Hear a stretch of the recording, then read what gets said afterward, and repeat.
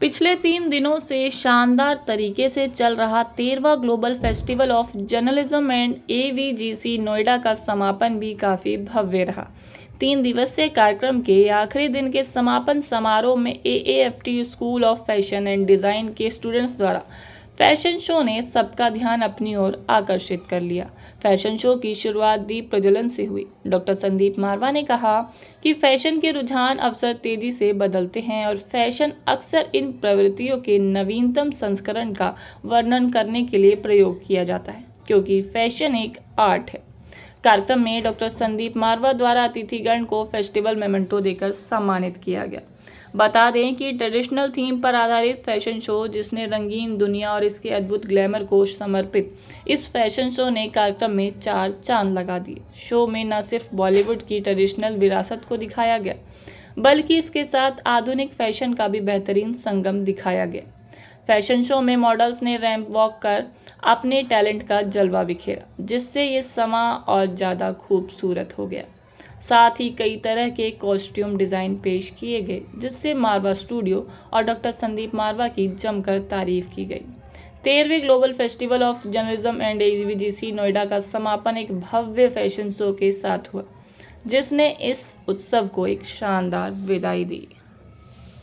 सबसे मजे की बात तो ये है कि लोगों को इस बात की हैरानगी हो गई कि एक जर्नलिज्म फेस्टिवल में फैशन शो का क्या काम। और यही हम लोगों को बताना चाहते हैं कि जब प्रेस काउंसिल ऑफ इंडिया बनी थी देश के अंदर, तो 3 मुद्दों को लेकर मीडिया को बताया गया था कि ये आपकी जिम्मेदारी है। पहली जिम्मेदारी टू इन्फॉर्म, इंफॉर्मेशन। सेकंड जिम्मेदारी टू एजुकेट, एजुकेशन। और तीसरी जिम्मेदारी टू एंटरटेन मासेस।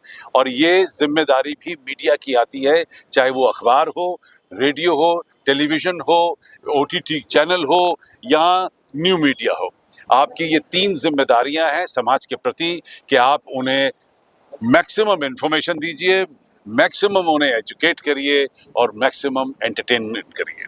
और ये तीनों का जो है संतुलन हमेशा बना रहना चाहिए। कोई भी एक संतुलन जब बिगड़ेगा तो मीडिया कहीं ना कहीं कमज़ोर पड़ जाएगा। आज उसी को जताने के लिए यहाँ फैशन शो भी रखा गया था। जैसे पहले दिन एक म्यूजिकल प्रोग्राम रखा गया था कि जहाँ से workshop, seminar, symposium, interaction program करके हम लोग इंफॉर्मेशन बांट रहे हैं, एजुकेशन बांट रहे हैं, वहाँ एंटरटेनमेंट भी उतना ही ज़रूरी है। अच्छा लगा कि हमने इसी फैशन शो के ज़रिए एक जर्नलिज्म के मैसेज को आम जनता तक पहुंचाने की कोशिश की है, जिसके अंदर हमने अलग अलग स्टेट्स के जो फैशन को यहाँ पर उभारने की कोशिश की है। अंतर्राष्ट्रीय स्तर पे हमने फैशन को उभारने की कोशिश की है, ताकि लोगों को ये पता चले कि जो भारत है वो पूरी दुनिया के साथ एक साथ मिलकर काम करना चाहता है और हम सब दुनिया जो है वो एक फैमिली है। One world, one family, one future, ये हमारा मकसद रहा है।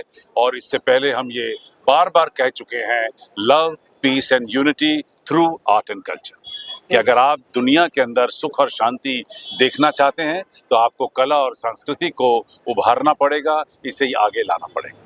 प्रोफेशनल फील्ड की बात होती है, जब इंडस्ट्री की बात होती है, इंडस्ट्री स्टैंडर्ड्स और इंडस्ट्री नॉर्म्स की बात होती है, तो मारवा स्टूडियो जैसे जो संस्थान हैं, कुछ ऐसे ऑर्गेनाइजेशंस हैं जो भविष्य के लिए फॉलोअर्स नहीं बल्कि ट्रेंडसेटर्स तैयार कर रहे होते हैं।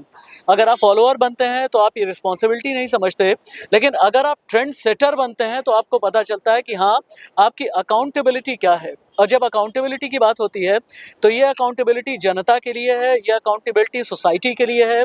ये अकाउंटेबिलिटी आज की तारीख में सबसे बड़ी है कि आप फेक न्यूज़ से किस हद तक दूर रहें। जितना ये अवार्ड आप लोगों के लिए है, this is not only for me. I am so happy कि ये इस तरह के छोटे छोटे आयोजन ये बहुत बड़ी ऊंचाइयों तक लेके जाते हैं। The story started with Pulitzer prize and Pulitzer, Joseph Pulitzer, वहां से लेके यहाँ तक आप लोग लेके आए हैं। और ये आप लोगों के लिए जो है ये बहुत छोटा सा है मेरी तरफ से, a token of respect to all the journalist, all the person, all the nation people, those who are working for this, betterment of the society. Thank you.